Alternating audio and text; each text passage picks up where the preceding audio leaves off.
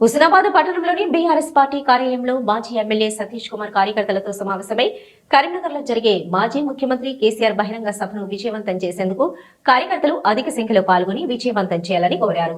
కరీంనగర్ కదలబేరి బహిరంగ సభను విజయవంతం చేసి ఎంపీ అభ్యర్థి వినోద్ కుమార్ ను గెలిపించాలని బీఆర్ఎస్ కార్యకర్తలను కోరారు. కార్యక్రమంలో Hanamkonda ZP chairman Sudheer Kumar, Karimnagar ZP vice chairman Gopalarao, Siddipet ZP vice chairman Rayareddy Rajareddy, municipal chairperson Akula Rajitha Venkanna, vice chairperson Aineni Anitha, ఎంపీపీలు లఖావత్ మానస, జకుల రజిత, జెడ్పీటీసీలు భూక్య మంగ, శ్యామల, ప్రజా ప్రతినిధులు, కార్యకర్తలు తదితరులు పాల్గొన్నారు.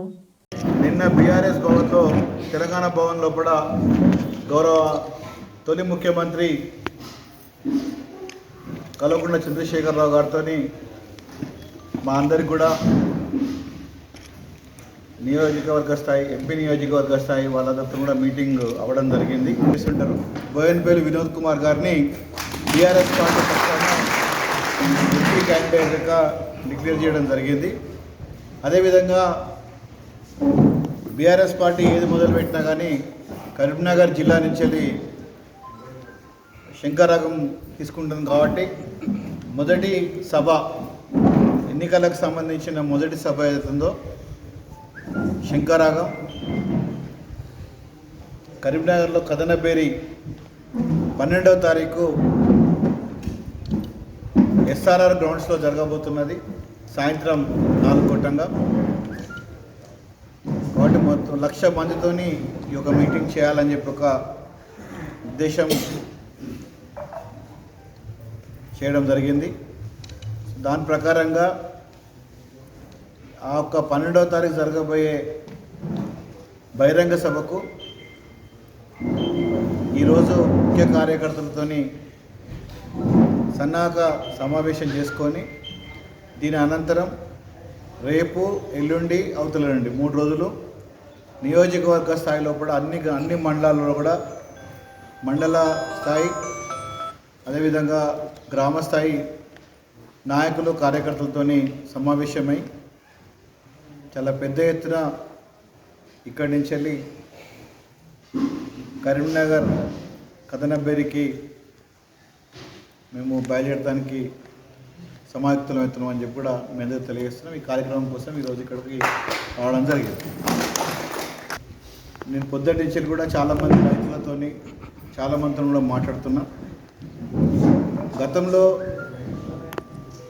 తొలి ముఖ్యమంత్రి కాలం లెక్క లో వోల్టేజ్ రావడము, బావిలల్లో బోర్లలో మోటార్లు కాలిపోవడము, మళ్ళీ రీవైండింగ్కి తీసుకుపోవడము, మళ్ళీ బోర్లు బండ్లు అన్నీ కూడా నియోజకవర్గంలో పడి తిరగడము, మళ్ళీ బోర్లు వేయడము, అది 6 ఇంచెస్ పోయి ఇప్పుడు 7.2 ఇంచెసా అంతేనా 7.2 ఇంచెస్కి ఇప్పుడు బోర్లు వేయడం జరుగుతున్నది.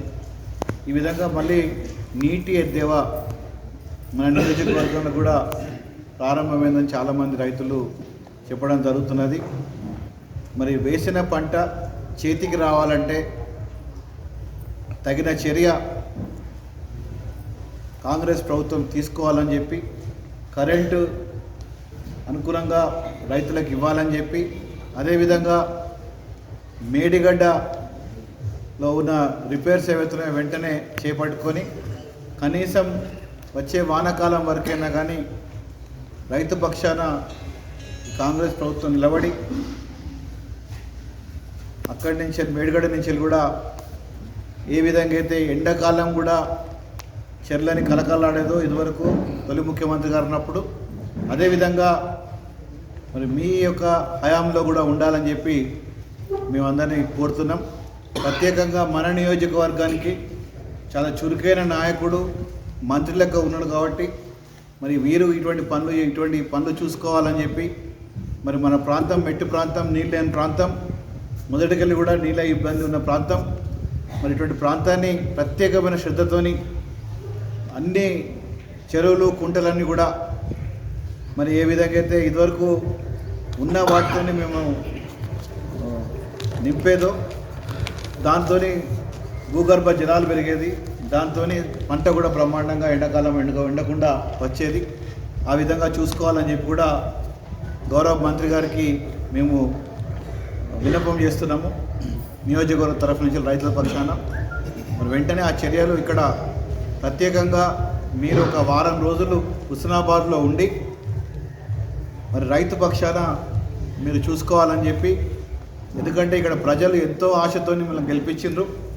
మరి మీరు కనీసం ఒక వారం రోజైనా ఇక్కడ ఉండి రైతు పక్షాన ఉంటే బాగుంటుందని చెప్పి మేము మీకు విన్నపం చేస్తున్నాం. ఈ కరెంటు కష్టాలు, నీళ్ళ కష్టాలు రెండు కూడా హుస్నాబాద్ నియోజకవర్గానికి దూరం చేయాలని చెప్పి కూడా కోరడం జరుగుతున్నది. అసెంబ్లీ ఎన్నికల్లో పడిన ఓట్లు లెక్క ఇస్తే దాదాపు 5,000 పైచీలకు ఓట్లు బీఆర్ఎస్ పార్టీకి ఈ 7 నియోజకవర్గంలో కూడా అధికంగా రావడం జరిగింది. తప్పకుండా కరీంనగర్ ఎంపీ సీటు బీఆర్ఎస్ పార్టీకే తగ్గుతుంది. బోయనపల్లి వినోద్ కుమార్ గారు ఘన విజయం సాధిస్తారని చెప్పి గట్టి నమ్మకం